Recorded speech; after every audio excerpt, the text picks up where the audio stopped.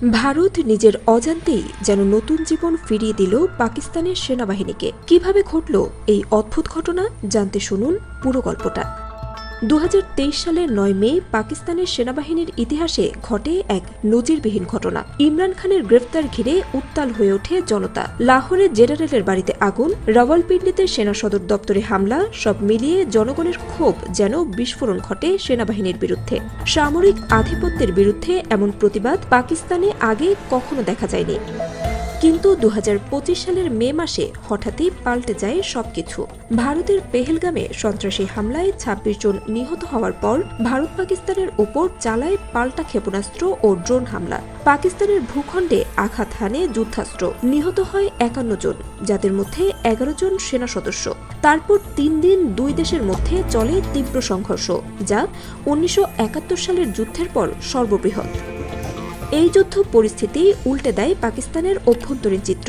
সেনাবাহিনীর বিরুদ্ধে যাদের ক্ষোভ ছিল তারাই এখন রাস্তায় নেমে সেনার পক্ষে শোভাযাত্রা করছে, দেশাত্মবোধক গান বাজাচ্ছে, জাতীয় পতাকা হাতে সেনাবাহিনীর প্রতি সংহতি জানাচ্ছে। জনমনে জন্ম নেয় এক নতুন জাতীয়তাবাদী আবেগ। গ্যালাপের জরিপ বলছে 96% মানুষ মনে করে পাকিস্তান এই সংঘর্ষে জয়ী হয়েছে। 82% সেনাবাহিনীর পারফরমেন্সে সন্তুষ্ট, আর 92% মতে তাদের দৃষ্টিভঙ্গি বদলে গেছে সেনাবাহিনীর প্রতি। প্রধানমন্ত্রী শাহবাজ শরীফ এই আবেগকে কাজে লাগিয়ে 10 মে দিনটিকে ঘোষণা করেছেন বুনিয়ান মারসুজ দিবস, যার অর্থ সীসায় গাঁথা প্রাচীর। সেনাবাহিনীর প্রতিরোধের প্রতীক হিসেবেই এই নাম। এমনকি সেনাবাহিনীর সমালোচক ইমরান খানও এবার সুর নরম করেছেন। কারাগার থেকে পাঠানো বিবৃতিতে তিনি বলেন, জনগণের মনোবলই সেনাবাহিনীর শক্তি। যদিও বিচার সংস্কারের কথা বলেছেন, তবে সেনাবাহিনীর বিরুদ্ধে কোনো খোলামেলা সমালোচনা নেই। তবে এই সমর্থন সার্বজনীন নয়। খাইবার পাখতুনখোয়া ও বেলুচিস্তানের মতো অঞ্চলগুলোতে এখনও সেনাবাহিনীর বিরুদ্ধে ক্ষোভ রয়ে গেছে। বিশ্লেষকদের মতে ভারতের আগ্রাসন পাকিস্তানের সেনাবাহিনীকে রাজনৈতিকভাবে লাভবান করেছে, যদিও তা ভারতের অজান্তেই।